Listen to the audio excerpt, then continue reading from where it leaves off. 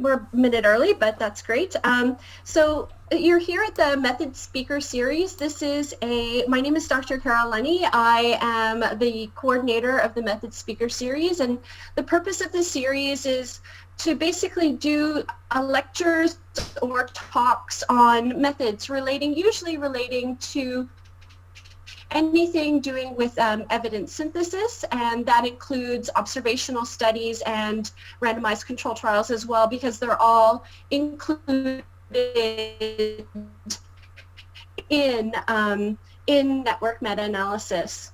In systematic reviews and meta-analysis. So the Method Speaker Series is a free webinar. It happens every Wednesday, the last Wednesday of the month. It's from Karim, who's from Center for Health Evaluation and Outcome Sciences, CHAOS at St. Paul's Hospital. And he obtained his PhD in statistics at UBC and his postdoc at McGill, and so he's going to be talking to us now about propensity score matching. So thank you very much for doing this talk with us, Hassan. Thank you, Carol.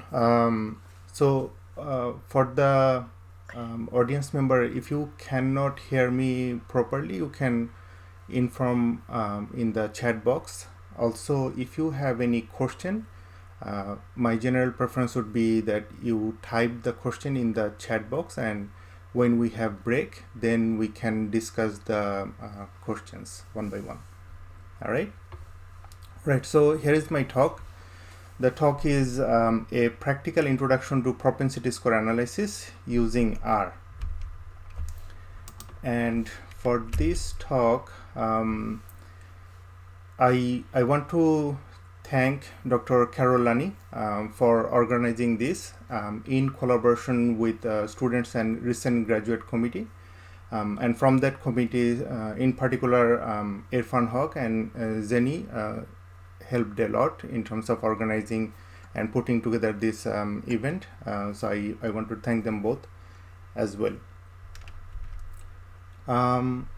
So before I start the talk, let me give you what are the assumptions that I'm assuming when I prepared these slides, right? So the basic assumption is that the target audience is familiar with basic regression.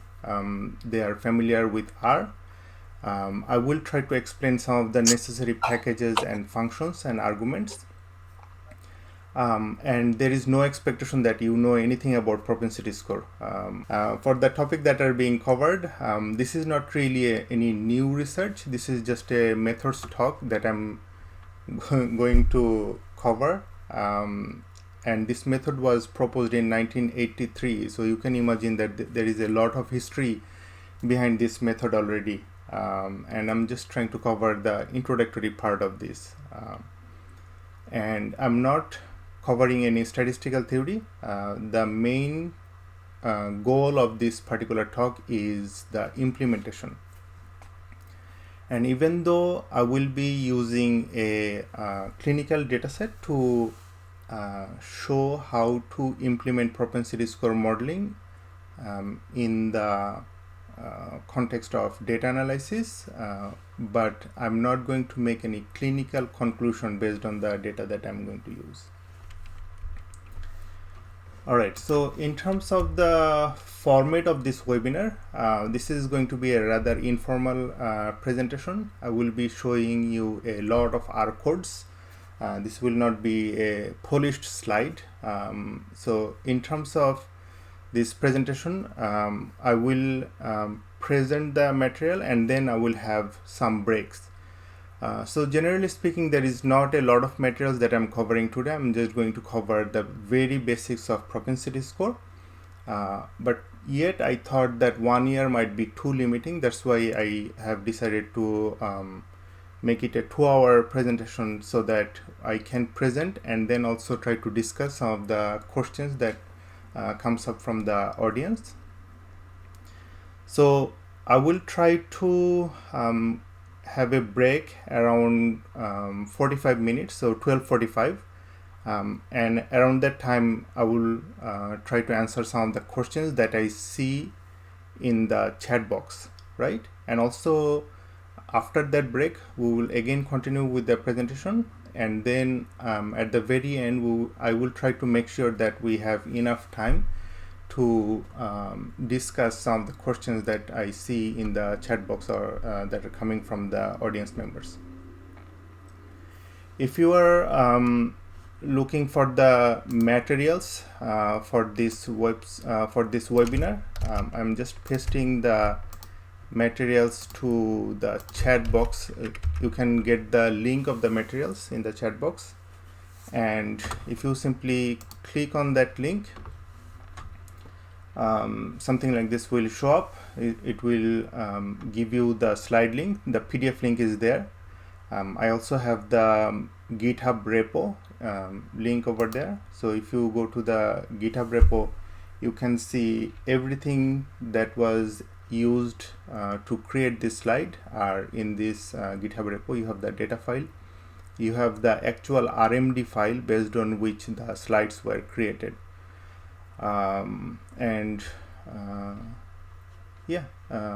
all of the necessary things that were used to create these slides are in this GitHub repo.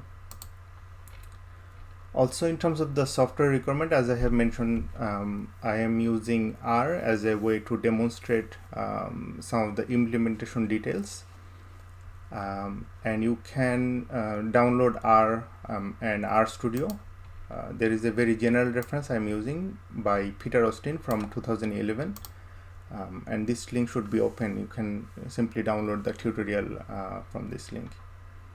And the dataset that I'm using, I'm going to use a dataset that is freely available for everyone. I'm going to explain a bit more about the dataset in the presentation, but I am slightly modifying the data, so I have given reproducible code for anyone to simply download the original data and reproduce the dataset that I'm using these codes.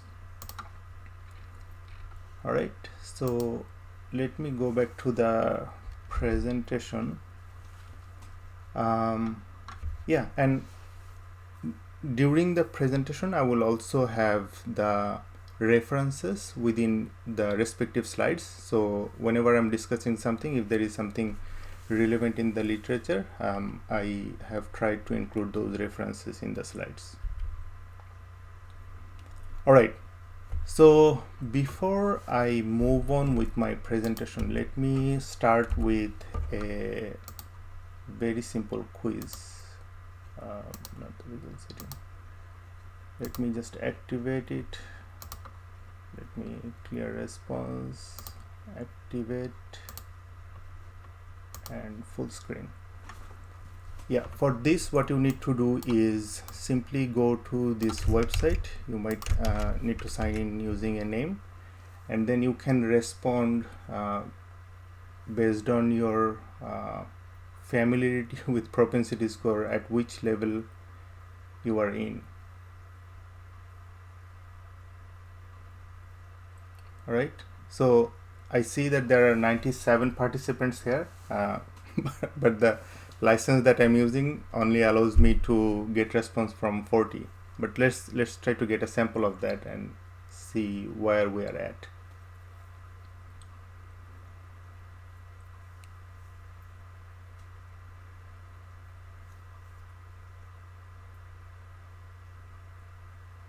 All right, so I think I sort of get a general sense that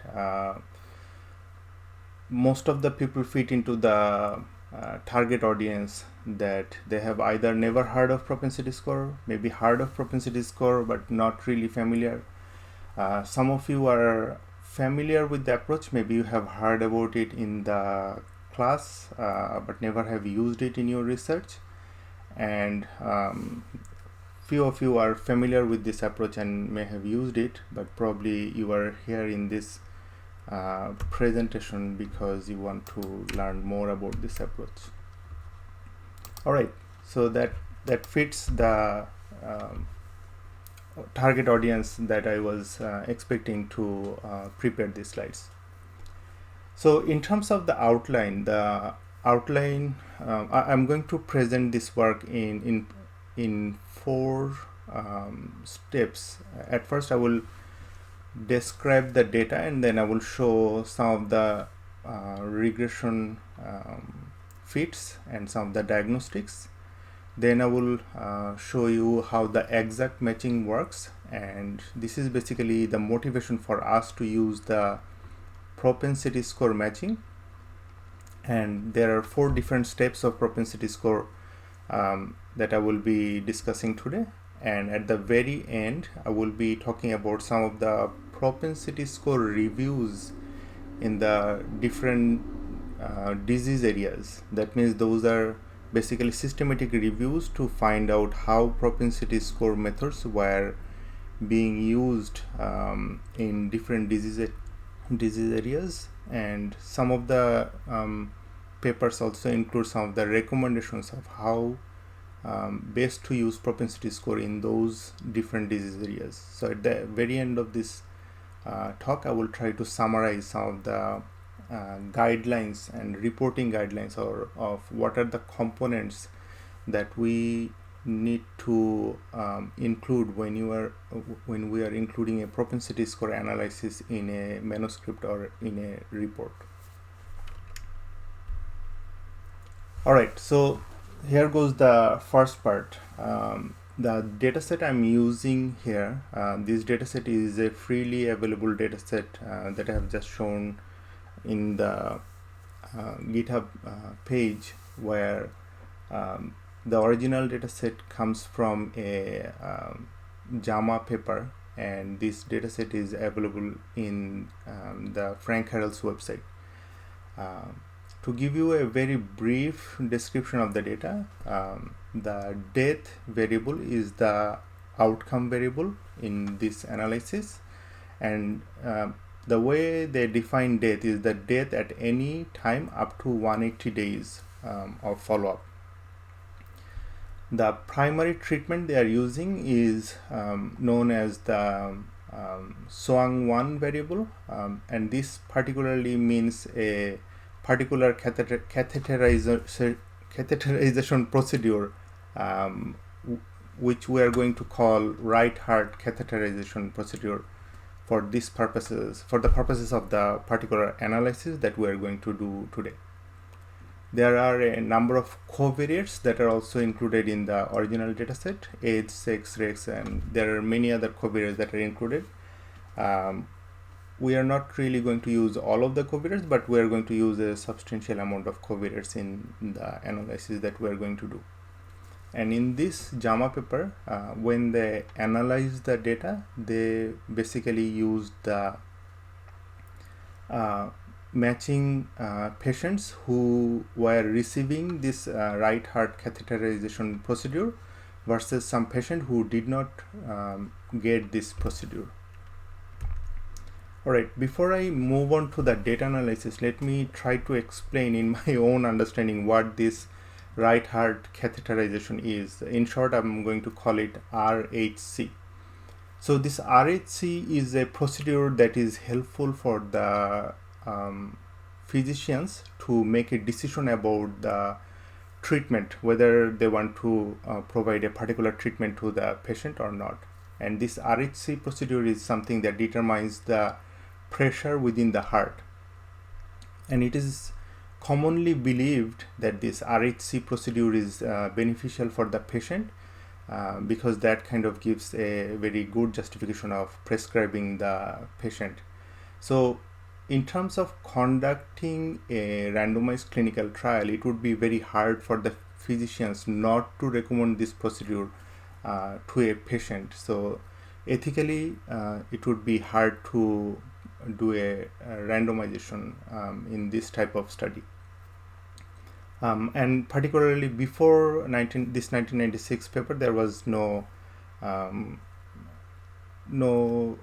clear evidence of whether this RHC procedure is a good procedure or useful procedure for the patient or not. It was commonly believed that it was a good procedure, but not based on any randomized clinical trial dataset. So what this particular dataset does is that the JAMA dataset that I was discussing in the previous slide, is that it collects the data in two phases. In the first phase, they have a prospective observational study, and in the second phase, they try to do a cluster randomized trial using some parts of the subjects. But for the purposes of our analysis, this is purely observational in the sense that we are combining the dataset into one dataset, and therefore there is no randomization element that we can use here to establish the relationship. So just to recap what we are going to do, our outcome is death, and we have a treatment procedure, this RHC procedure that we are going to use, and our comparator group is patients who did not receive this RHC procedure. Alright, so here it goes. So at first, as I have shown in the GitHub page, that I downloaded the original data and then I modified the original data in a way that would induce some bias so that I can try to justify this analysis. Alright, so in this data, I'm just reading the dataset that I have created, and I can see I have 4,700, more than 4,700 patients in the dataset, and I have only 23 variables in the dataset that I thought were going to be useful for the analysis that we are going to do.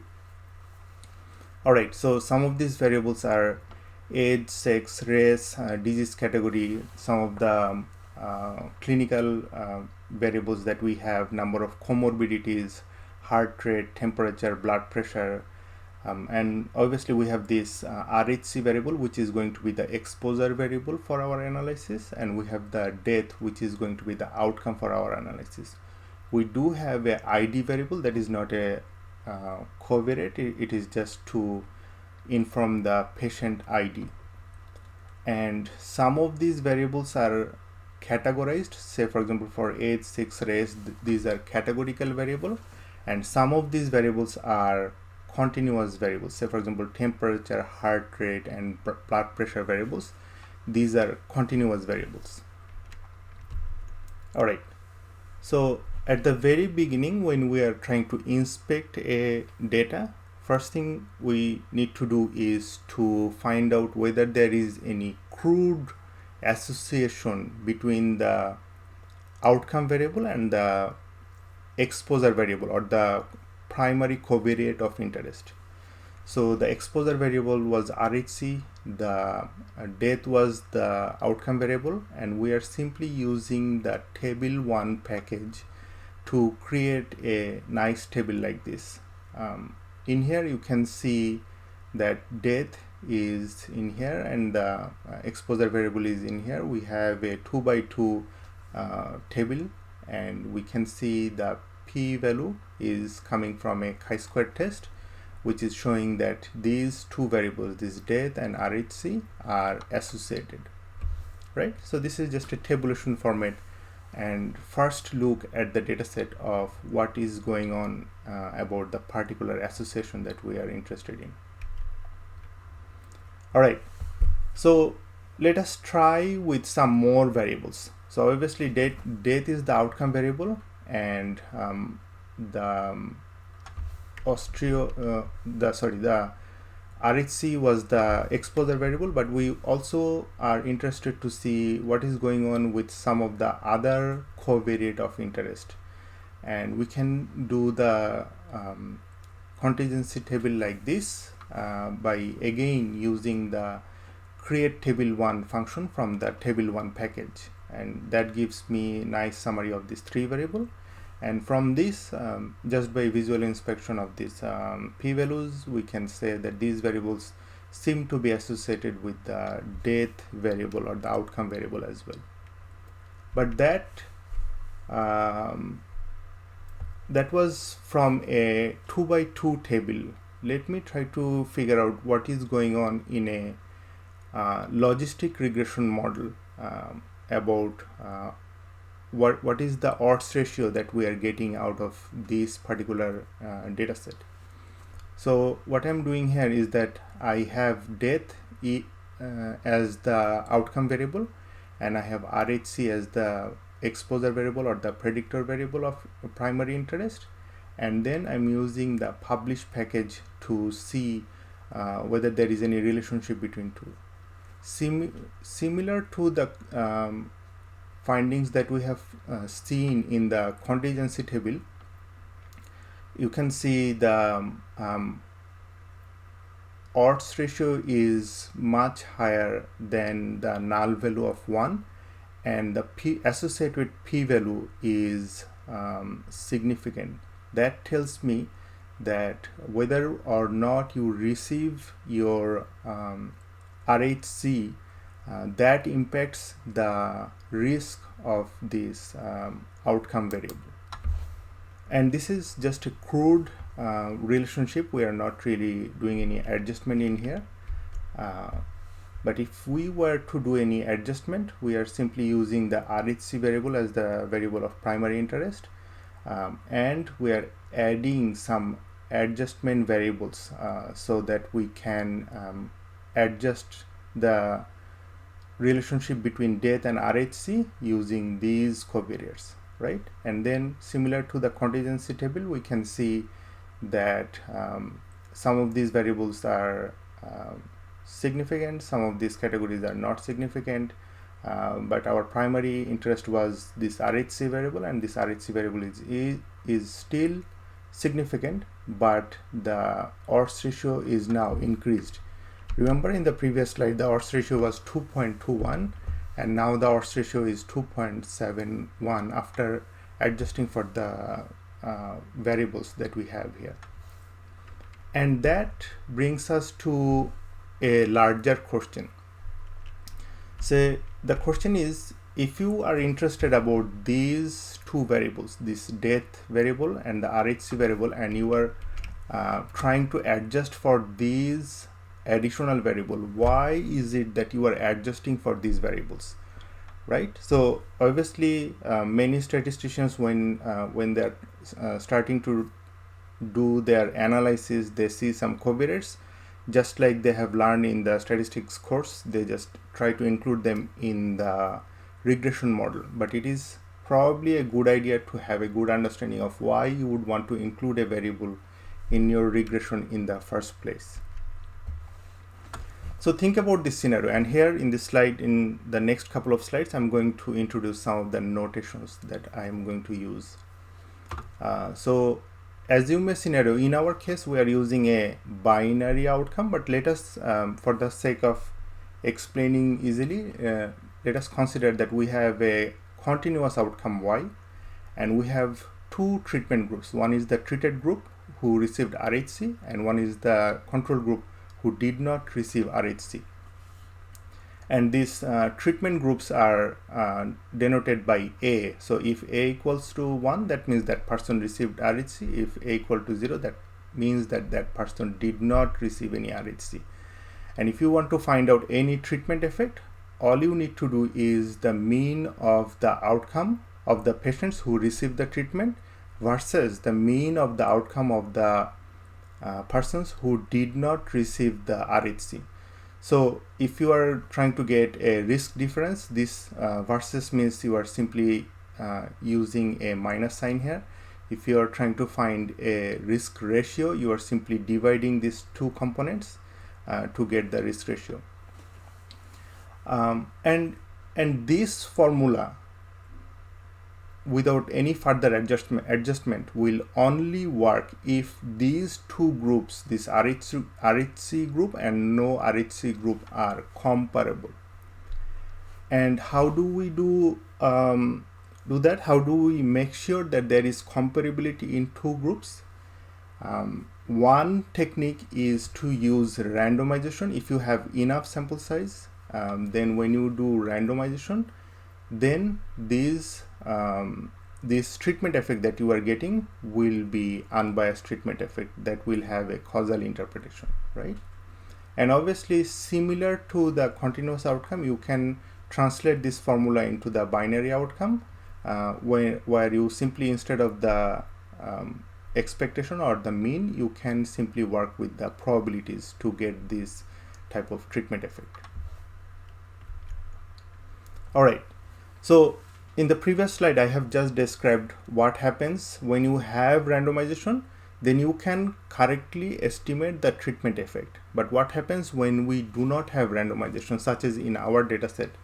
Our dataset was partially randomized, but when that was aggregated with the dataset that was not randomized. So in total, there was no randomization effect in our dataset. So there was some bias into our analysis. So how does that translate to this particular equation that I'm describing here? So when we do not have any randomization, and I'm still using this formula is giving two different components. The first component is obviously treatment effect. If this treatment has any effect, then using this formula, you will be able to find a treatment effect component in this formula. But the other component you are getting is if there is any systematic difference in these two groups, then that part will be also captured with this formula. Say, for example, there is a doctor who only prescribes a treatment to the frail and older age patients. But if you are a younger age person and if you go to the doctor's office, doctor simply says, walk it off. I'm not going to give you any prescription, right? So if this is the scenario that the doctor has a bias towards giving the prescription to older age people and not giving the treatment to the younger age people, then this is a factor. This age is a factor that is biasing the relationship of our interest. And in that case, we will say this age variable is a confounder. All right. Okay. So how do we deal with this type of confounding in a observational or non-randomized study? One easy technique is to do the subgrouping, right? So if you simply do the same formula for the younger age people, so you are essentially using the same formula, but you are using an additional condition that you are only taking people who are at the younger age. Say, for example, for the purposes of our illustration, younger age means less than 40 years of old. And we are restricting the analysis in two different stages now. One is giving us the treatment effect for the younger people. One is giving us the treatment effect for the older people. So if in the system, if in a hospital, if there are some doctors who have this bias towards giving prescription to only older age people, then when we do this kind of stratification, overall that effect will be eliminated. And when you estimate the causal treatment effect for the young people, and when you estimate the treatment effect for the old people, that will give you the true treatment effect. If this age is a known issue and also measured in your dataset, and also is the only factor that is determining or changing the treatment assignment probability. Obviously, as you can think, by extension, if you have sex variable, then a race variable, and all the other components, if they are also playing a role in determining the treatment assignment probability of who is getting the treatment or not, then obviously you have to expand this group into many groups, right? So in that case, you have to also expand not only with respect to age, but with respect to sex, with respect to the race variable, and all of the other variables. So as you can see, when you are dealing with a non-randomized data, finding a treatment effect is possible, but can be quite complicated, right? All right, so the general idea that I was trying to convey here is that if you have a relationship of interest such as this one, and if you know that these variables are changing the association between the exposure variable and the outcome variable, then it is essential that we need to adjust for these variables in the regression model, and that will give us a relatively reduced bias when we are trying to estimate the primary association of interest. But one of the things that we need to recognize is that in an observational study, without subject area expertise, it is very hard to understand which of the variables are going to be causing confounding, and that is why we need to think of talking with the doctors who are dealing with these treatment assignments to figure out what are the factors that are impacting the relationship of our interest. So say for example, when we are doing this analysis, just working with the dataset will not really help you. It will help you very much if you just go to the doctors or the people who have subject area knowledge to figure out which of these variables are useful to adjust in your regression. Alright, so say for example, for the purposes of this illustration, I talked to a doctor from the St. Paul Hospital, and I get his feedback about what are the factors that could impact the relationship of interest, and that doctor tells me that these are all of these variables. They somehow they somehow confound the relationship if we do not adjust for these variables. So what we do here is that these are the baseline variables, and all of these variables are in here. And in the formula, I'm saying that death is the outcome, and I have the RHC variable, and then I want to calculate the adjustment. This regression would give me the effect of that true RHC variable that was of my primary interest. Obviously, the validity of the regression depends on whether you have all of the assumptions satisfied in your regression. So how do we try to see whether those assumptions are satisfied or not? There are a couple of different ways. The first way is to check some of the diagnostic plots that comes with, say for example, within R. You can simply fit the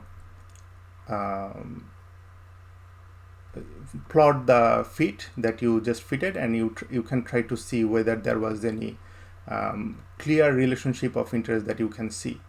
But this is more of a diagnostic plot that is useful for linear regression, but not for logistic regression, because in a logistic regression the relationship is curvilinear by nature. So this whether there is any polynomial or interaction terms in this regression that we needed to adjust, this is not really clear from this diagnostic plot. So let me show you another diagnostic plot where I was supposed to see a horizontal line when I was plotting the predicted outcome values and the standardized residual, right? And we were supposed to see a horizontal red line here, but we are seeing the line is somewhat deviated. And also all of these black points were supposed to be equally spread around this red line. That is not what we are seeing here either. So the point that I'm trying to make here is that when you are working with real data sets, sometimes some of the diagnostic plot that you see out of a logistic regression might not be as helpful for you to determine whether this was a good fit or not. Also, there is another diagnostic plot where you can see there is high value of Cook's distance. It's not really clear whether this is something that is completely changing your result or not. So obviously there are other problems associated with regression, because if you are running a regression with just adding all of the covariates, then what is happening is that you are not really considering the interaction terms or the polynomial terms that would be useful for you to determine the true relationship of interest, right? In reality, when we are dealing with a real data set, we often do not know the model specification, whether there should be a square term, whether there should be a interaction term, and that makes it a problem, because one of the assumptions behind the regression model is that we are supposed to have the true model specified. So one of the non-parametric solution, as you can propose, is to do some exact matching of the variables of primary interest, right? And that gives me that brings me to the second part of this topic, where you can see there are two variables that I'm dealing with here. The first variable is the race variable, and the second variable is the sex variable. And when I combine this variable, it can be black female, black male, other female, other male, white female, white male, and we have some observations in each of these categories. When we tabulate this category in terms of our exposure variable, we can see none of these categories are 0, right? So we can obviously do some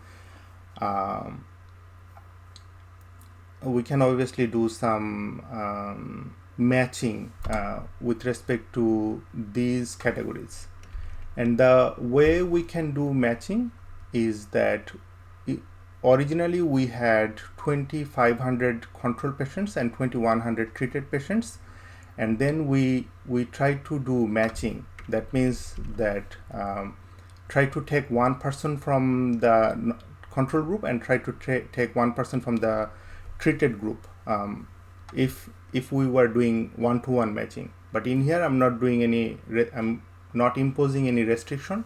I'm just trying to figure out how many of these match with these, and I'm just trying to come up with the numbers. And in here I can see all of them are actually matched, because there are no one category where I do not have adequate number of control versus treated patients. All right. So let me consider 3 variable match. So race, sex, and age variable. And within these 3 categories, you can see there are some categories, say for example, other female category, where I have in the control group I have 2 subjects, but in the treated group I do not have any subjects.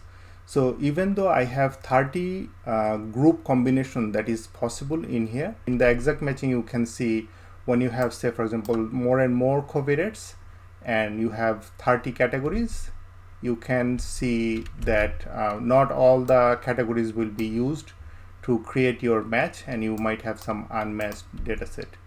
And when you match even 3 categories, then you can see the regression result will be slightly different compared to the 2 categories. And when you match even more, like many categories, then you can see the exact subclasses will be many more, and then you will be losing more and more subjects compared to the less categories. And if you include some continuous variable, you can see the number of subclasses can blow up, and then you will see a lot of the subjects will be deleted from your matched category. And when you have more continuous variable, so you can see only 3 subjects will be matched in each of these categories, and many subjects will be unmatched. So with only those 3 and 3, 6 people, the odds ratio and the confidence interval that you will get will be kind of unusable. So by that 3 people, by including only 3 people being matched, you have a high confidence interval in here. That means what?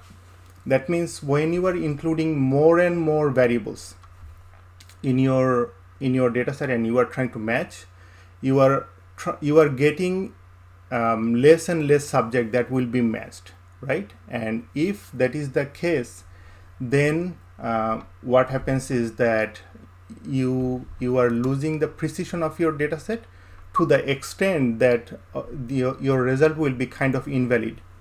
In here, what we are using in this particular case, when we are adjusting for all of these variables, you can see only 3 people were in the control group and 3 people were in the treated group. So in total, there was only 6 people who were matched in terms of all of the covariates that we have included in here.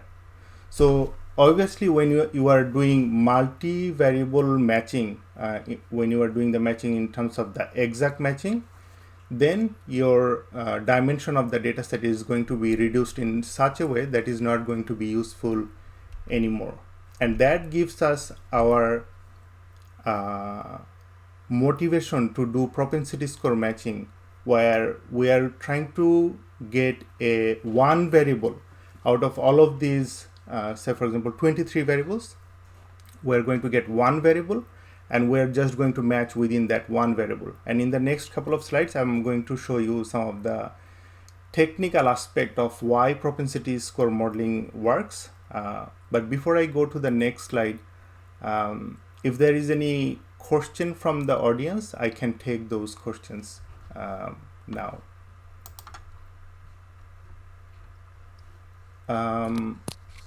Yeah, Irfan is going to introduce the questions. Yes, I guess. First of all, I would like to thank Dr. Carol and Dr. Hassan for this nice presentation. I believe everyone is enjoying so far, and I believe we will enjoy and learn more. So before starting the propensity score, I guess we have only one question in the chat box. I think you have the access of the chat box as well, right? Yes. So the question is, Oh, no, we have another. are you concerned with covariance between Apache score and the clinical value, as many of them are included in the Apache scoring?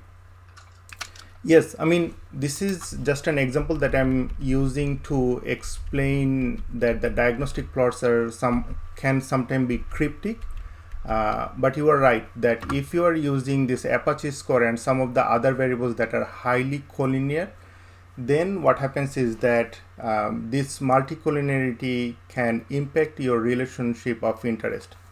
There are a couple of different considerations you need to check before making this an issue. You can obviously check the variance inflation factor to check whether this multicollinearity is very high or not. So in the textbook, you will see there is a suggestion that if you have a VIF of 4 or more or even 10 or more, then you should not include that particular variable in the analysis. Maybe you can try to combine some of the variables that are multicollinear or remove the one variable at least from the multicollinear variables. But in my general understanding, when you have multicollinearity, that is only a problem when it is blowing up your standard error and the confidence interval. If that is not happening, maybe that is not a big deal.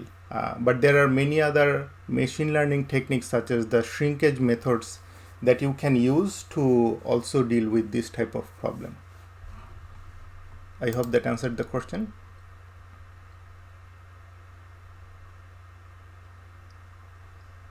All right, so the next question that I can see here is that the benefit of propensity score over regular regression. So far I have not covered propensity score modeling yet.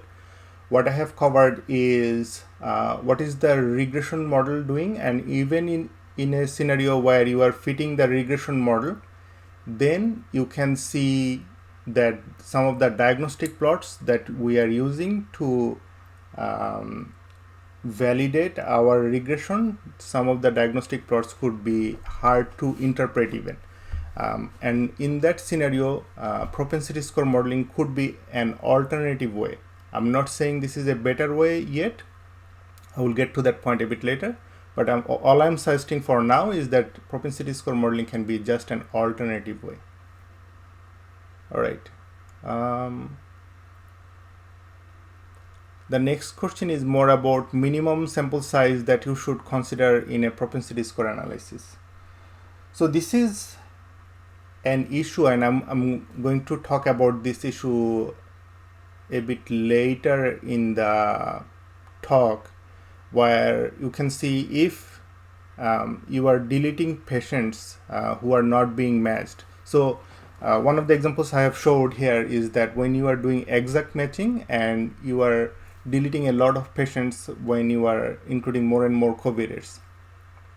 In a propensity score, the situation is not as aggressive. You still delete some patient, but you should be able to retain most of the sample size. But there is still a point where deleting, say for example, half of the patients, does that make sense for you?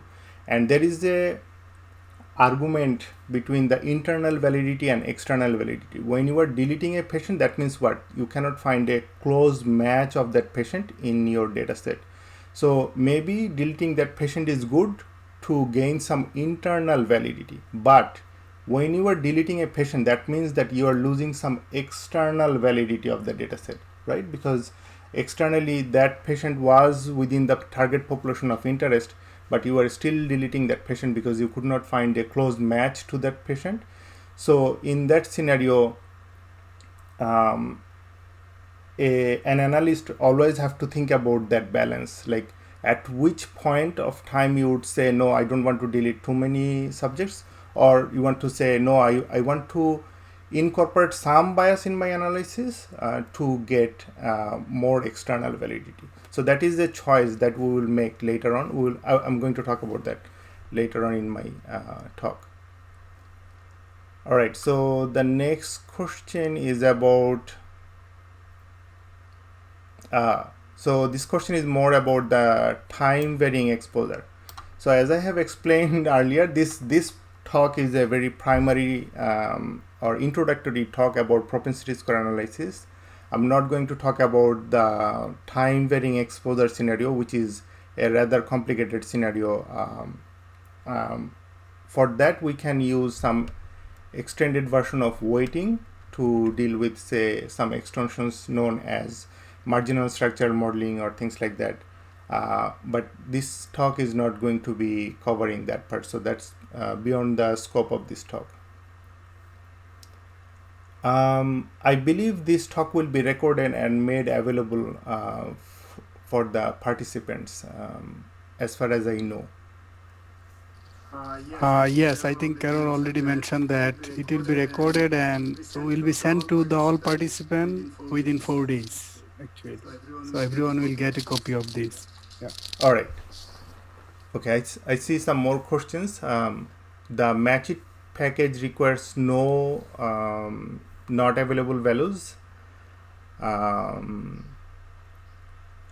multiple imputation might not make a lot of sense if you do not have if your dataset is too small.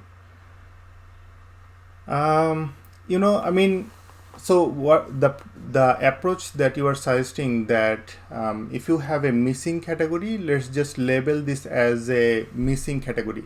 So there will be a yes category, there will be a no category, and there will be a missing category. And that has been done in the literature, but there are a lot of arguments against that.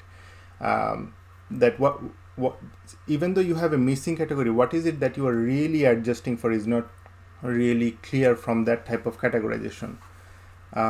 So I think, say for example, when you have a small data set, obviously you have limited ability to work with the data set and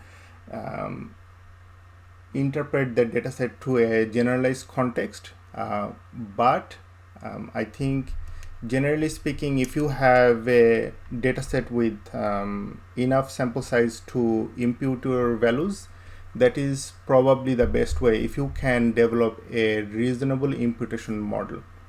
So to my answer to your question is that I would not go for the missing category. I would rather go for a multiple imputation category, but subject to the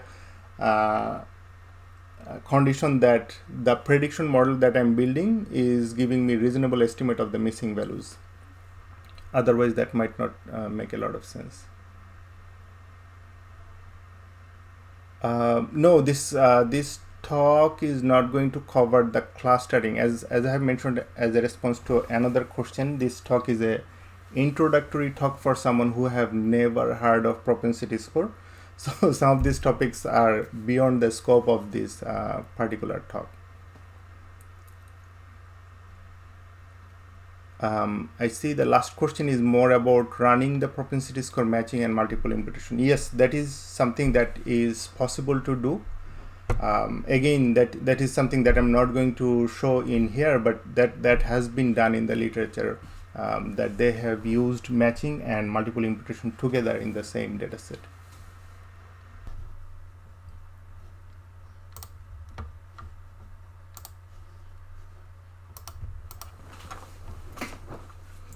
All right, let me resume the talk again. So the talk we are giving is about a practical introduction to propensity score analysis using R. So let me just define the propensity score model to begin with. The propensity score model is, or the propensity score itself is a conditional probability of getting treatment given the observed covariates, right? So think about this conditional probability of getting treatment. So essentially what we are interested in getting or estimating the probability of getting treatment, whether you get RHC or not, right? But conditional on the observed covariates that you think are distorting the relationship between your outcome and exposure. Right? Say for example, in our example that we are using, we can try to find out the probability of being in the treated group or the RHC group, and then we condition on age, sex, race, or some other variable that we think are distorting the relationship between the exposure variable and the outcome variable. All right, so and what are these variables? As I have explained before, similar to the regression, when we are dealing with covariates in the propensity score model, we are going to use some of the variables that are going to confound the relationship of interest, but we also would want to include some of the variables that are predictor of the outcome in general, and I will get to that point a bit later. The one key point that I want to take away from this slide is that this particular propensity score modeling is the probability of getting the treatment or being in the RHC group given all of the baseline or pre-treatment covariates that you have in your study that you are going to include in your model. All right, so how do I really know this one variable? Previously I was talking about adjusting for, say for example, 23 variable. And now I'm saying that I'm just going to calculate a propensity score using all of these covariates, of course, but I'm going to condense into one probability. That means what? Out of this, how many covariates I have? Like out of these 20 covariates, I am condensing all of this information to one covariate, right? This propensity score is essentially going to be this one covariate. And I am going to say that I just want to deal with this one covariate. I do not need to consider all of these other covariates. So what is the statistical theory behind that? So that theory actually came in a paper in 1983 by Rosenbaum and Rubin. And this is, as I mentioned earlier, this is a pretty old paper, but this is a paper that generated a lot of interest. Just look at the citations of this paper from the Google Scholar. So what did this paper show? This paper showed that if you have all of the covariate list that are associated with your treatment assignment. Remember in our previous example, we were explaining that if you have a propensity score, if you have a doctor who is prescribing the patient's drug if they were old, in that case, that age variable was only the variable that needed to be in this L list, or the covariate list. Consider expanding the example. Consider the situation, the doctor only gives you the treatment if you are old and if you are a female. Then obviously the treatment assignment is depending on not only age but also the gender of that person. So in this L we should include not only age but also sex variable. consider that this doctor only gives the treatment to, say for example, South Asians, and do not prescribe the treatment to anybody else, and he prescribes that to the female and he prescribes to the older age, then in that case the L list should consider all of these variables that are determining the treatment assignment, right? So I'm using some statistical notation here, but the only thing I want you to take away from here is this, that Rosenbaum proved in his paper that if you have a situation that given your L, your treatment assignment is independent. Remember, we were doing the analysis separately for younger age and older age. So if that is the scenario, and we had to do many categorizations of younger age, older age, and then we also have male, female, and then we have South Asian, non-South Asian, and all that category. This theory proved that if you have all of those covariates measured, and you are including all of those covariates to estimate your propensity score, then the theory says that if you simply condition on your propensity score, your treatment assignment should be independent of the potential outcome that you receive. That means that only thing you need to adjust is that one propensity score variable. You do not need to include those 20 propensity scores in your analysis in that case. All right. So based on this theory, we are going to execute our propensity score modeling, but there are certain assumptions that you need to adhere to. The first assumption is that no unmeasured confounding. That is a very hard assumption to justify.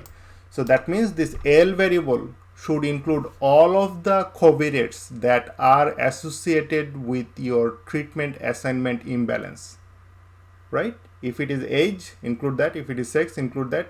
If you do not have a measurement of a variable that was determining your treatment assignment, then this theory will not work, right? Okay. So the second condition is that the positivity condition, where you have the propensity score. When you estimate the propensity score, it should not be exactly 0. It should not be exactly 1. Remember that this propensity score is a probability, right? It's a conditional probability, but nonetheless, this is a probability.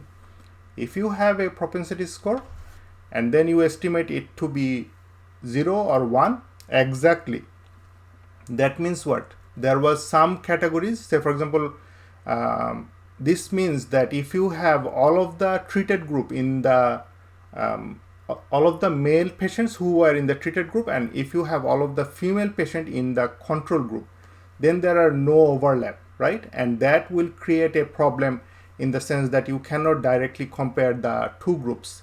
So when you do the 2x2 table, in your 2x2 table, remember using the table 1 package, we were determining those 2x2 tables or the contingency tables. None of those covariate cells should have a 0. That is what all this is meaning. And there are some other aspect of this is that it has to be a well-defined treatment. Say for example, if you are giving some patient a 5 milligram treatment, and if you are giving another patient a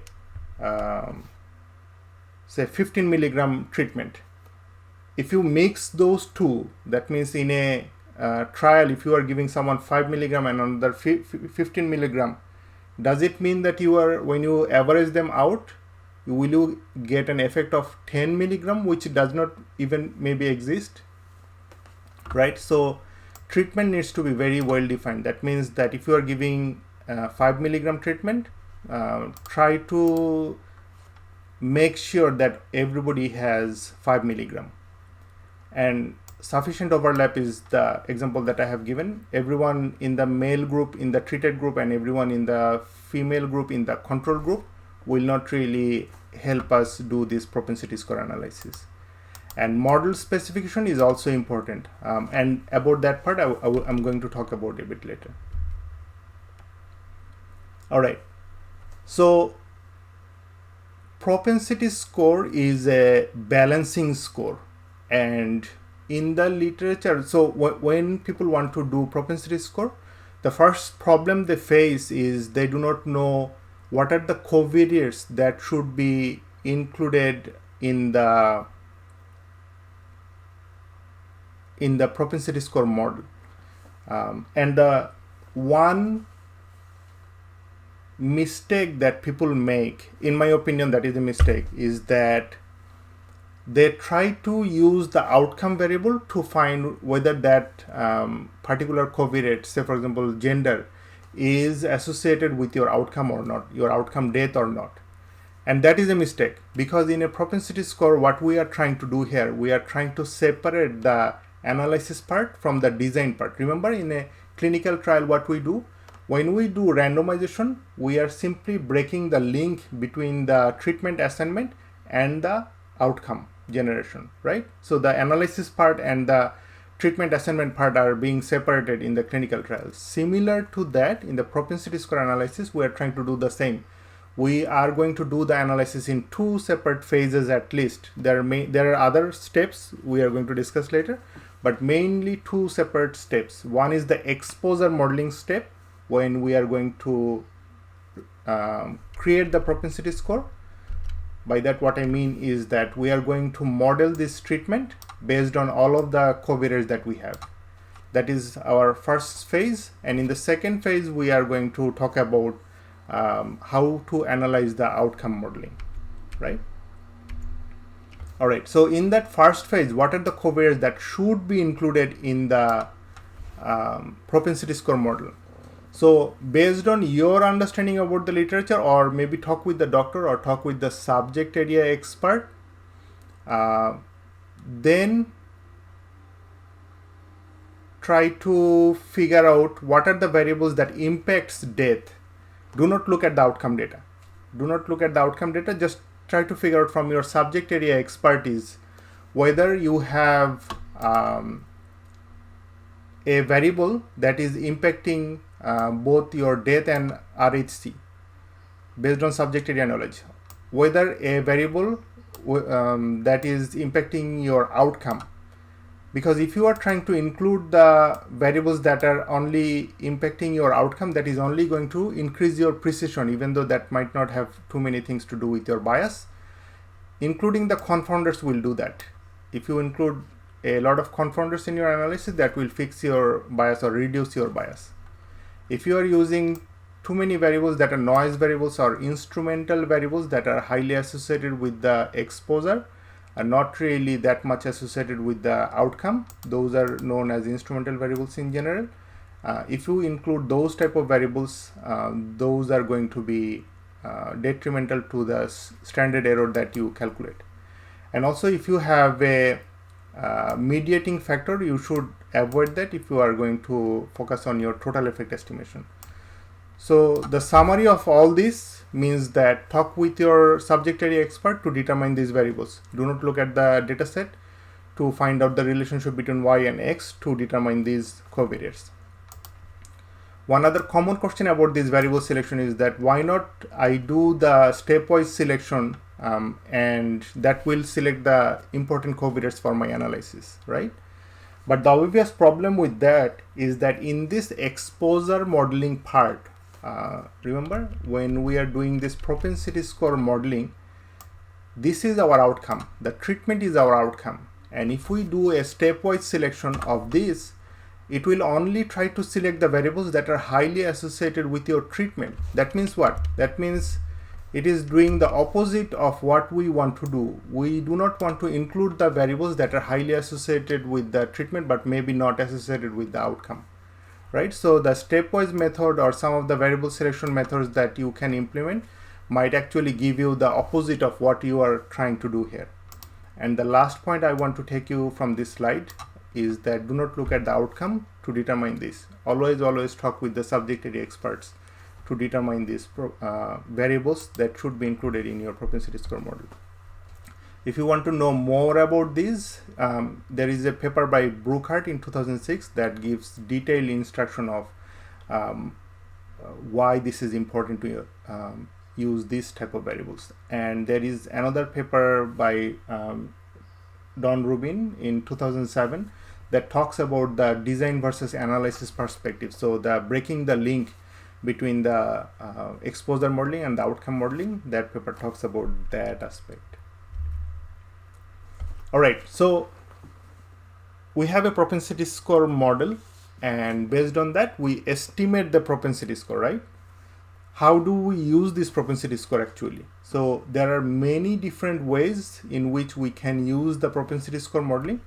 We can do the propensity score matching, we can do the propensity score weighting. In fact, one of the questions that I have received in the chat earlier was about the exposure modeling, and if you use the propensity score using the weights, there are some extensions to that can be easily implemented for that exposure, time varying exposure variables. There are other ways you can do propensity score stratification. This approach is actually very helpful in determining some of the, say for example, effect modification that you might have in your analysis. And the last approach is the propensity score used as a covariate in your outcome. Instead of all of the 20 covariates, you can simply use this covariate in your analysis. And generally in the literature, from the simulations, it is known that this is the approach that is not very good. And that does not mean that all of these approaches that are highly popular are going to be without any problem. Those are also associated with their own limitations and advantages. And for this particular talk, I'm just going to focus on propensity score matching today, because this is highly intuitive. You can easily explain this matching idea to a doctor. And I'm just going to explain some ins and outs of these details so that that gets your foot on the door in knowing about the literature. All right, so remember I was talking about two different steps of creating the propensity score modeling. One was the exposure modeling and another was the outcome modeling. But if you look at the tutorial paper by Peter Austin in 2011, that gives you a very nice outline of what are the specific steps you need to take in the propensity score modeling. And it talks about 4 different steps where you can, by which following these 4 steps, you can get your propensity score analysis. So what is the first step? The first step is predicting this probability first. And this probability is essentially the propensity score model. And this is a conditional probability because you are estimating it based on the covariates that you are conditioning here. Once you have the exposure modeling done, then you do the propensity score matching. Whatever estimated propensity scores you have, you simply have to match the propensity scores from a treated group to a control group. And then once you are done with your matching, you simply have to check how good is your match, and then you have to do your outcome modeling. For those who are not at all familiar with propensity score, do not get intimidated by this. I'm just going to explain them one by one in the next few slides. So the takeaway from this particular slide, there are 4 different steps we need to follow. All right, one other important measure about which I need to talk about is that, remember in the step 3 I was talking about assessing balance, right? So how do I really assess balance? So there are a couple of different tests that are done in the literature to assess balance, which are not really suggested. Like, think about hypothesis testing. Hypothesis testing is about population, but the balance that we are talking, it's a sample characteristic, right? So the sample characteristic should be calculated from the sample. But the obvious problem is if you have a small sample versus large sample, obviously your p-values will go up and down. So you need to come up with a measure that does not get impacted by the sample size directly. So one of those suggestion of using this balance or checking the balance is the Cohen's d, or known as the standardized mean difference. So this is, if you have a continuous covariate, this is continuous exposure, this is the formula that you use. If you have a binary treatment like ours, like the RHC or no RHC group, then you use this formula.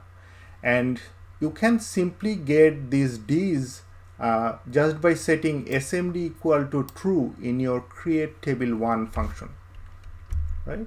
So see, I'm just creating this table using this table 1 package where the strata is the exposure variable, and I'm including all of the baseline covariates. I cannot really see all of the covariates in here, but you can see this is the strata stratified by no RHC and RHC, and these are the SMD values.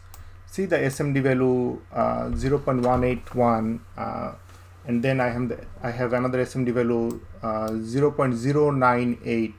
So what is the cut point here? Like, how do you really determine the cut point? So one of the cut points that are proposed in the literature is that maybe use 0.1 as the cut point to determine whether the data is balanced or not. So by that cut point, it is more than 0.1. That means that this is going to be imbalanced, and this is less than 0.1. Obviously, if you round it, it's essentially 0.1. So by that criteria, this raise variable is balanced, but the age variable is not balanced when you are stratifying by the exposure group. All right, now let's go back to the 4 steps. The first step of the propensity score modeling is to figure out which of the variables should be included in your propensity score model. And in this propensity score model, as I have explained earlier, talk with the subject area expert to determine whether these are the variables that should be included in your propensity score model. And once you determine the propensity score model, then use all of those variables in the propensity score formula using the as formula function. Some of the important points here is that we are essentially going to fit a regression to get the probability of being exposed to RHC, right? So this is a binary outcome we are using. Essentially, we are going to use a logistic regression model. But one thing we should remember that in a propensity score model, prediction is the final outcome that we are going to use later.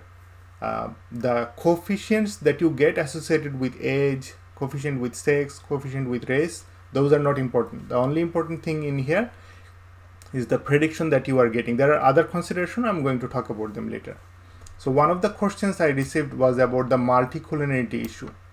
So in my experience, as long as when you feed the propensity score, just take a look at the output of that propensity score and try to look at the confidence interval or the standard error. If the standard error is not very different than the other standard errors you are saying, say for example, the other standard errors are 1, 2, 3 or something like that, but there is one standard error that is like 200.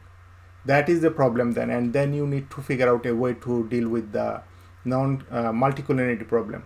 Otherwise, if you see that the standard errors are almost fine, there is not much to think about that multicollinearity problem in this propensity score analysis context.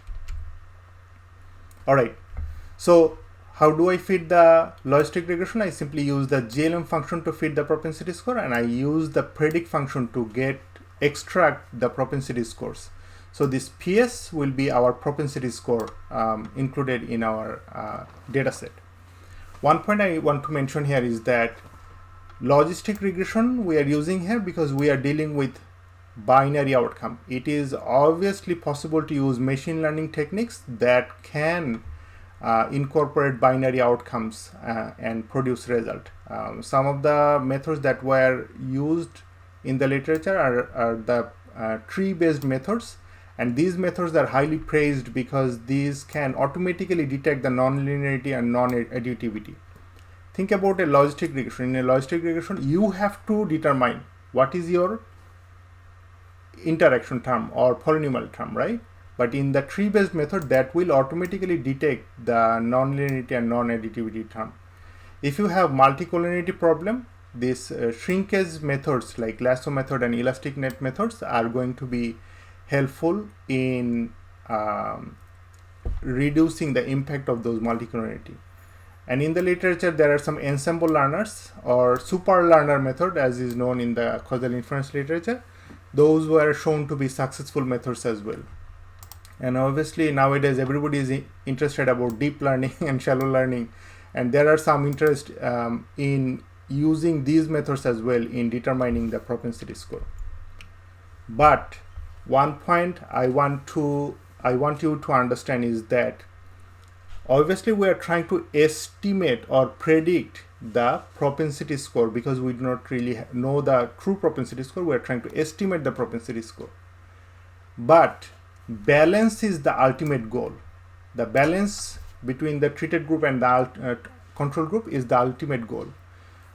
What happens sometimes is that when you are using some of the propensity score methods, using some of these strong machine learning methods that has their primary goal is to get the best prediction, often do not translate to best balance, so there is no problem with using machine learning methods in estimation, but you have to understand that balance is the primary goal here, and these machine learning methods are just a tool that we are using to get the propensity score estimation.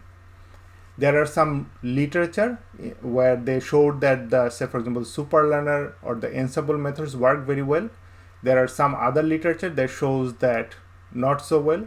There are some literature that describes what are the alternatives of logistic regression, and I have worked on some of the methods where I have shown that in certain scenarios the shrinkage methods work better if you have a lot of covariates with multicollinearity problem. Alright, so remember we are at our step 1, where we are trying to estimate our propensity score. So we have estimated our propensity score in here using the GLM function, and we have predicted those and saved them as a PS variable in our dataset. Let us take a look at the propensity score. See, this is a probability, so it should belong between 0 and 1, and this is what is happening here. And you can also stratify based on your treated control group and the treated group, and you can see the propensity scores in the treated group and the control group looks like this. Alright, so one of the things that are important to understand is that when you are doing the propensity score modeling, the second step is when you estimate the propensity score, use those propensity scores. Say for example, when you estimate the propensity score, you have some propensity scores in the control group, you have some propensity scores in the treated group. Say for example, in a 1-to-1 matching scenario, you need to find, say for example, one person is associated with a propensity score of 0.59. You need to find another person from the control group who has a similar propensity score of 0.59. But obviously this is a continuous variable. Like the exact matching will not really work. So one of the things we use is the nearest neighborhood matching, and we need to also determine what is the caliper or how much difference we can take. Obviously a person with propensity score of 0.1 should not be matched with someone with propensity score of 0.9. Then what is the cut point? So we are determining that cut point using this 2 standard deviation of this logit of the propensity scores, and in our dataset that is coming out to be 0.23. I think that is too much for my dataset, so I'm just determining 1 standard deviation, and that is giving me a cut point of 0.11. That means if one person has a propensity score of 0.1 in the treated group, another first person from the control group of say for example 19 should be included as a pair for that person. And there are some literature that suggests that you should not make it too small. If you are trying to make it like 0.01 or something like that, then the propensity score method actually fails. And there are some other other paper that suggests that 0.2 worked well in their simulation. But obviously in our case the 0.2 is giving us a lot of the width, so I obviously don't want to do that. So it is a very good idea to check the 2 standard deviation of logit. If you do not think that is reasonable, then find out a reasonable cut point based on which you are going to do your matching. And this nearest neighborhood approach that we are going to use it without replacement, because we are essentially doing a pair matching. We are going to use this particular caliper matching, and we are going to use 1-to-1 ratio because we are doing pair matching. One point I want to mention here is that, say for example, this is the treated group. This blue line that you can see, this is the treated group. This red line that you are seeing is the control group. So these two red dots are very close to the treated group's propensity score, right? In that case, what nearest neighborhood approach would do, it would simply select one and delete another, right? So it is very important in a propensity score modeling, especially when you are doing the matching, to set your seed so that you can reproduce your own result when you run it next time. And you can use the match it package. You can specify the propensity score that you have already estimated. You can mention nearest neighborhood approach, replacement equals false, and all of the different characteristics of matching that we have described earlier within the match it package, and that gives you the same propensity. So that will match the subjects. How it is matching? So since we are doing a 1-to-1 matching within a specific caliper, that means we are getting 1500 patients in the control group, 1500 patients in the treated group, and there will be some unmatched patient because they do not fall within the range that we have defined for the propensity score matching. Alright, one other way is to, if you do not want to externally calculate the propensity score, this is a technical point. You can simply mention that I want to use logit. You do not have to remember in the previous stage we have specified the previously estimated propensity score and inserted it in our analysis, but you do not need to do that. If you simply provide your propensity score formula, this match it package will automatically calculate your propensity scores using the logistic regression, and that will give you the same propensity scores. Now let's take a very close look at the matches. These are some technical points. All I want you to know is that in here I have tried to identify for a treated unit who was the person in the control unit who was selected as a pair match. Say for example, this unit 5 was matched with unit 438. Remember, I had ID variable in my analysis. And what does that look like? That looks like for ID 5 who was in the treated unit and ID 438 who was in the control unit, I had pretty similar propensity score. See, remember I had a caliper of 0.011. So these two propensity scores are within that distance. But look at all the other covariates. Male, male, white, white. Some categories are different. Look at some of the continuous variables. So these variables are slightly different looking, right? So for this probability of 2 months of survival and temperature variable. So even the temperature variable looks close. The heart rate is actually looking very different because there is a 0 heart rate. I don't know how that happens. And this pH variable also looks very different. So one point I want to take away from this particular slide is that even though you are matching propensity score, that means that overall covariate distribution will be comparable. That does not mean you will get exactly same categories when you are matching, right? Overall, in a covariate distribution list, it will be similar looking, but not exactly the same. And you can take a look at another pair and you will see the similar issues. Now the heart rate is 141 and 120 and things like that. And the propensity scores are again very close within the caliper that we have defined. Step 3, and this is the most important step to figure out whether the matching that you have done, the propensity score matching that you have done, is that a successful matching.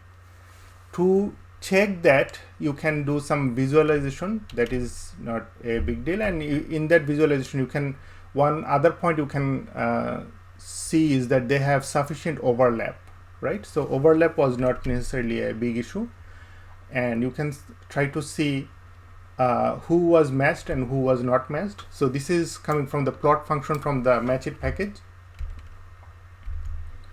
And you can see the distribution of the propensity score. So this is the raw distribution for the treated, raw distribution for the control. The distributions look slightly different, but when you matched, the distributions look very similar. And you can obviously try to create that table 1 package, implement the table 1 package to see what are the SMDs. Remember, our SMD was whether it is less than 0.0, less than 0.1 or not, right? But one point I just want to make here is that this cut point is a made up number, right? And this was suggested in the literature, but there are other numbers that were also suggested which are very generous. The balance is that if you are using a generous cut point, that means you are incorporating some bias in your analysis. And that, like, you can look at these particular papers to look into those, but generally I go with 0.1. All right, so the SMDs I'm getting here, see, this is not the original data, this is just the matched data, right?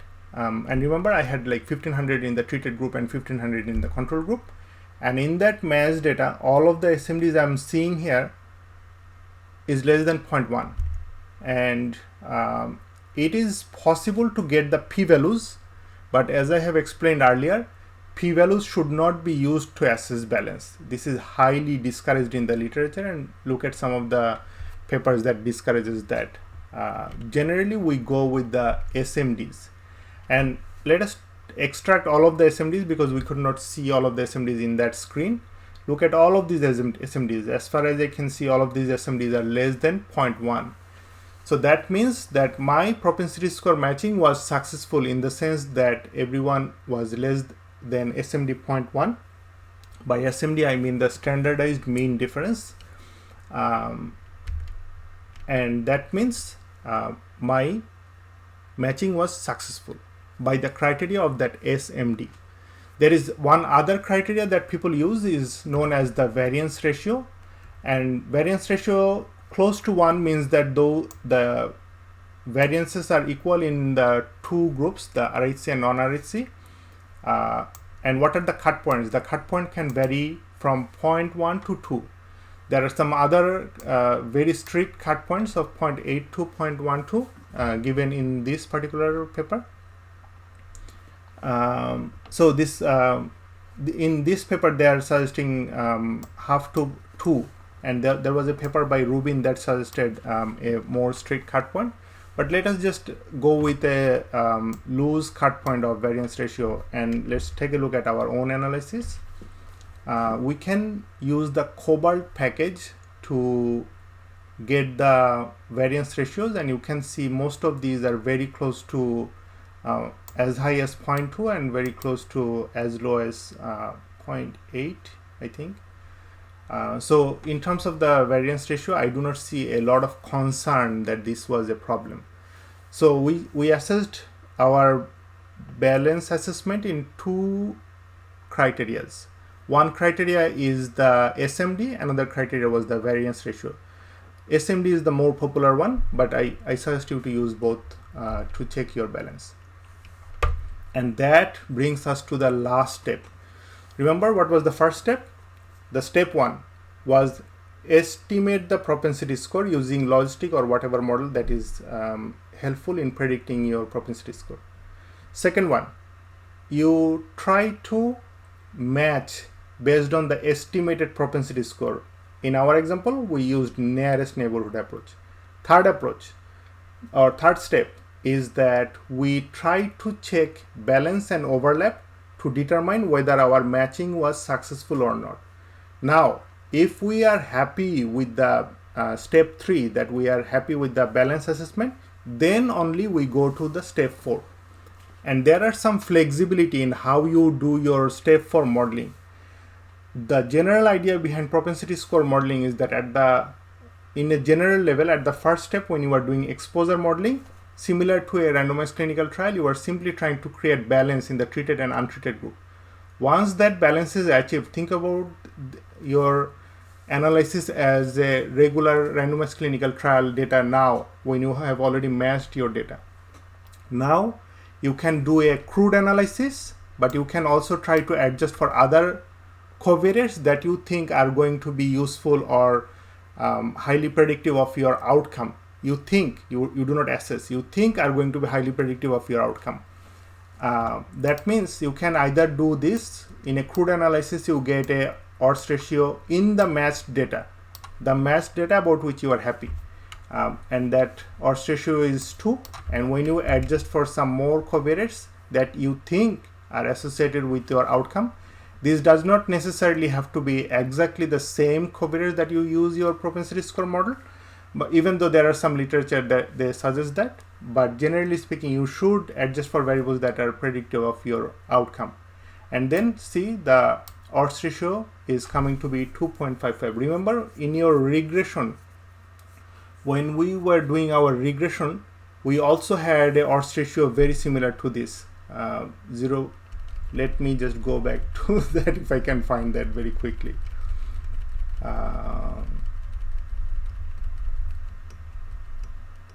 In our regression, when we did our regression adjustment, we also got a odds ratio of 2.55.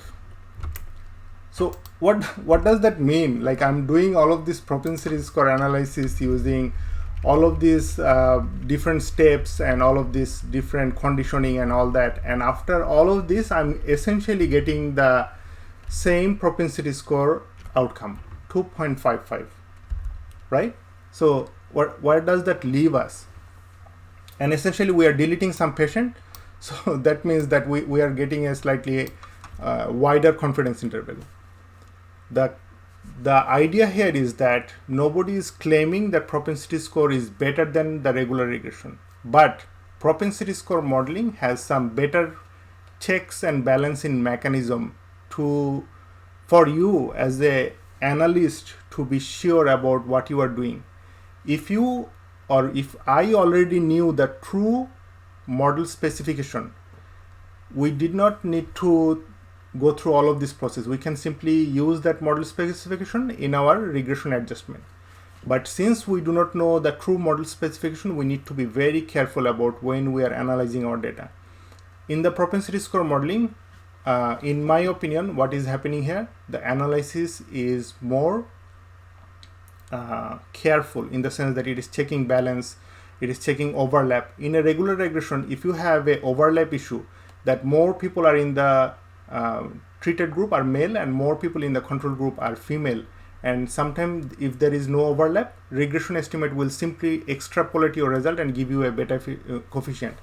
But in the propensity score modeling step, what you can do, you can actually see there is a problem and you can identify that problem and take appropriate step. Alright, so there are a couple more consideration in the outcome modeling. One is that you are doing a pair matching, right? And then you are doing this analysis. Should we do a conditional logistic regression or some sort of option where you adjust for the clusters, because you are getting this paired matching, right? So the literature is actually divided on this. Some simulations suggest that if you are adjusting for the clusters, you get better result, but some other literature suggests that once you get a matched data, think of this as a randomized clinical trial data, there is no need to control for that cluster. And if you are doing the pair matching without replacement, then bootstrap can be very helpful in getting the true standard error or the confidence interval, because essentially the propensity scores that you are using is an estimated propensity score, and you can get this from this particular citation. All right, and one important point about propensity score matching is that in a propensity score matching, say for example, the one example I was using where RHC versus non-RHC group. So the RHC was the primary interest and non-RHC was the counterfactual to that.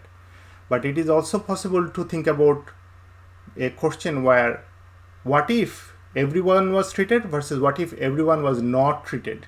And that is a slightly different question that can be answered using ATE. essentially, like if you are using the propensity score weighting, then you can answer this type of question. But when you are matching that, then you can answer this type of question where you are comparing a treated group versus not treated group. You are not really considering a whole population as a whole.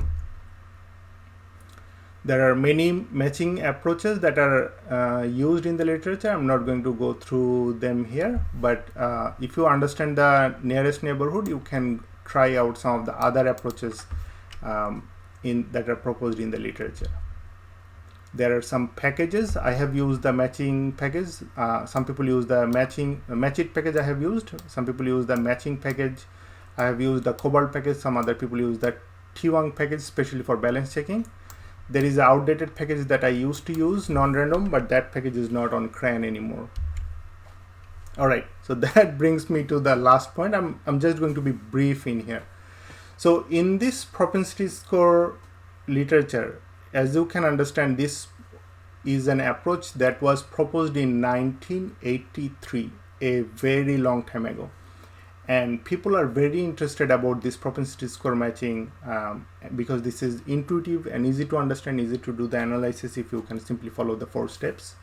And that led many clinical research to use propensity score modeling as a tool to answer some of their questions.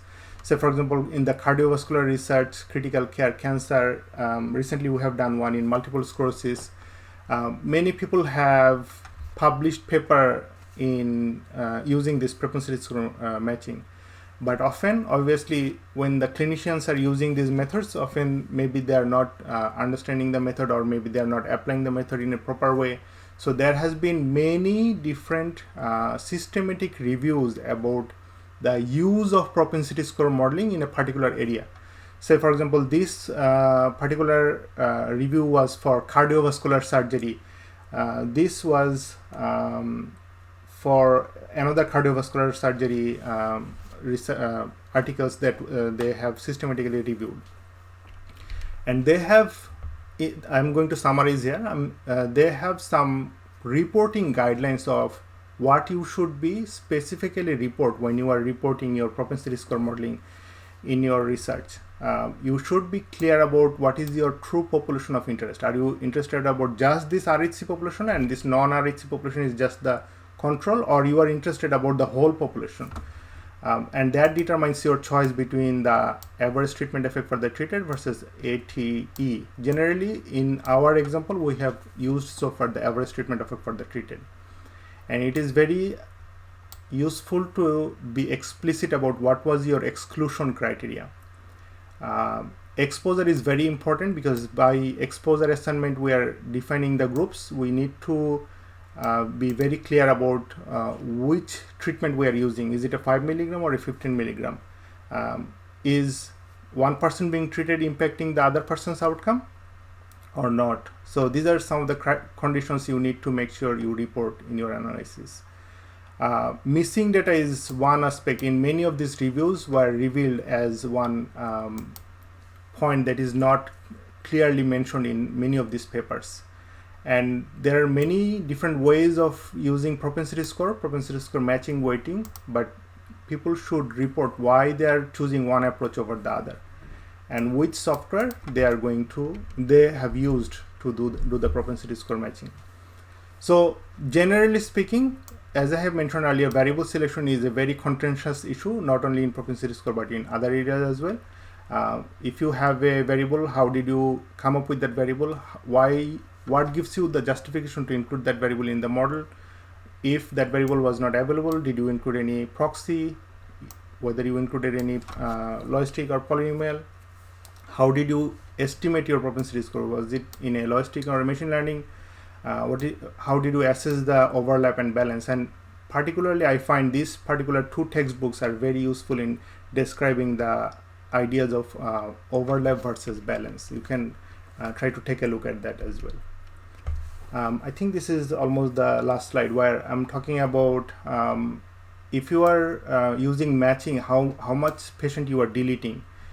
When you have residual imbalance, when you have propensity score imbalance, that means all SMDs are not less than 0.1. How do you really address that, right? So the general strategy is that when you get a SMD of greater than 0.1, then try to refit the model using interaction and polynomial. If that is not successful, maybe change some categorization and try to come up with a different model. If that is not successful, maybe come up with some machine learning models to come up with your propensity score. And you do it iteratively until you get a satisfactory balance.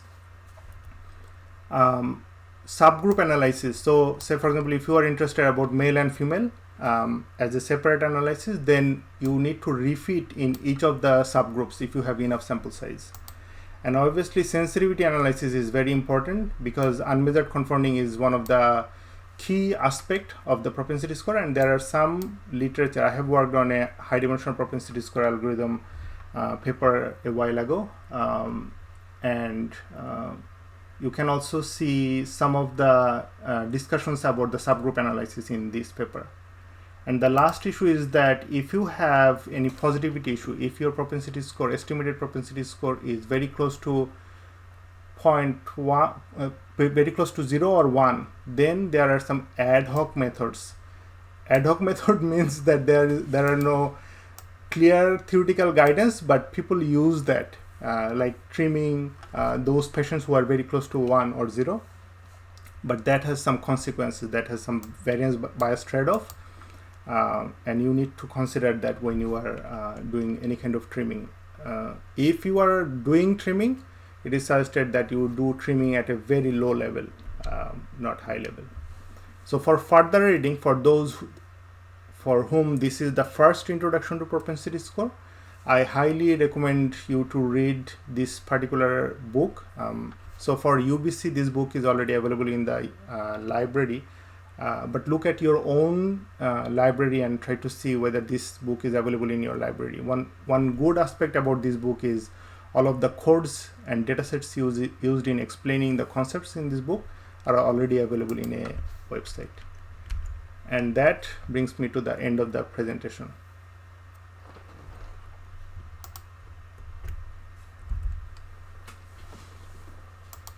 All right, so let me try to use some of the last few minutes to answer some of the questions that I have received in the chat box. One question was that what happens if the probability is very small, right? So then remember some of the concepts that I have explaining in the last few slides, the truncation or trimming. Those are some of the methods that are usually used to deal with that. But again, this is a ad hoc method, so there is no clear theoretical justification for doing that.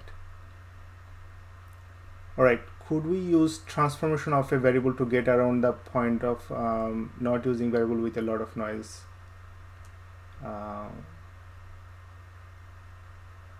Yeah, so generally speaking, if your propensity score is not giving you good balance, that is not a good propensity score estimation that is going to lead to a good match, right?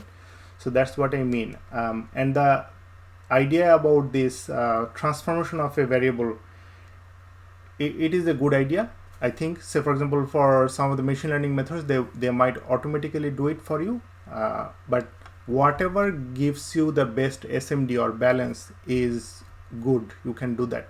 Essentially, the propensity score modeling is a predictive model, so you are allowed to use this. SMD is the standardized mean difference.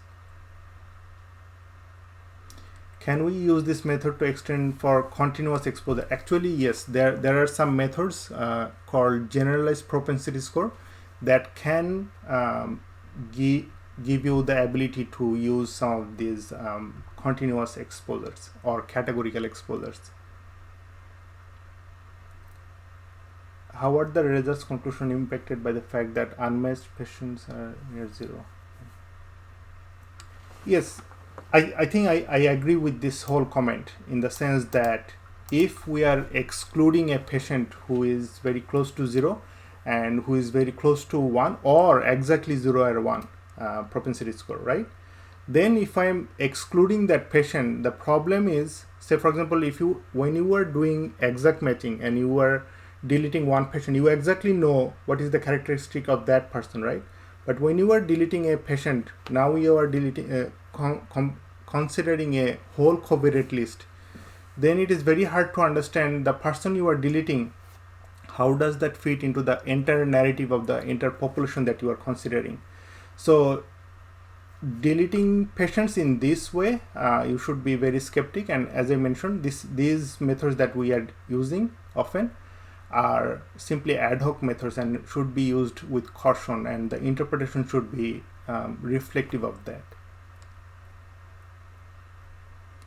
What do we do if we completed step 3, we're not happy with the balance and variance ratio? Yes, we keep reiterating the process until we get the best balance. One approach that is suggested is that if you have couple of variables that are still unbalanced after your step 3, you just include them in your propensity score outcome modeling. In the step 4, you include those variables that were imbalanced. Or there is another approach that is suggested that include all variables that were included in your propensity score model. And the last approach is known as the double robust approach. People use that. I think there needs to be some more investigation to figure out what is the exact covariates that needs to be there. Essentially, this is an art. When you are dealing with the propensity score modeling, there is no exact answer to this particular situation.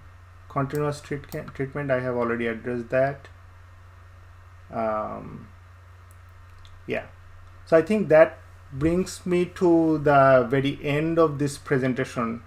It is 2 now. So before I end the presentation, I think, Dr. Hassan, there is one Yes. comment at the end from Max. It says that, have you seen any talks from Dr. Gary Kong who mentioned propensity score should not be used for matching? Yes, actually, I have cited If so, do you that have- paper here. Remember a point when I was mentioning that your propensity score matching caliper should not be very small. And in that point, I have mentioned or cited the exact paper you are talking about. So Gary King, why propensity score matching should not be used, and he was making exactly this point. If you make your caliper too small, then propensity score method may fail.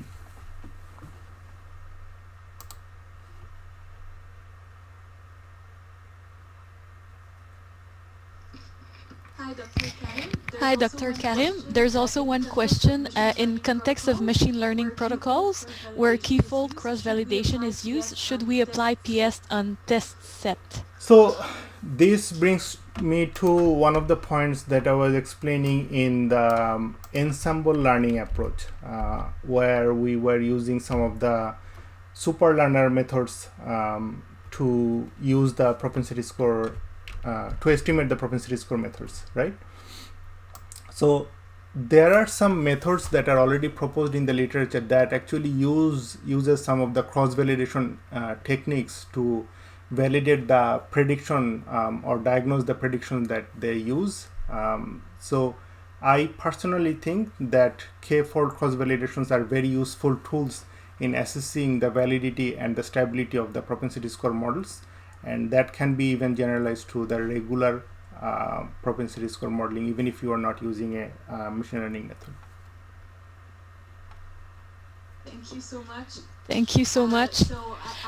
So I think this will close the session if there's no other question. We want to thank you on behalf of the SARC-C, Dr. Karim, for this great talk. Thanks to all attendees, and thanks also to Carol Looney for collaboration and organization of this workshop.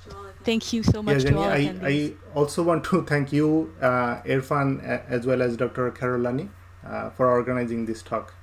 And I really enjoyed all of the discussion that we had here. Have a great evening, everyone. Have a great evening, everyone. Bye.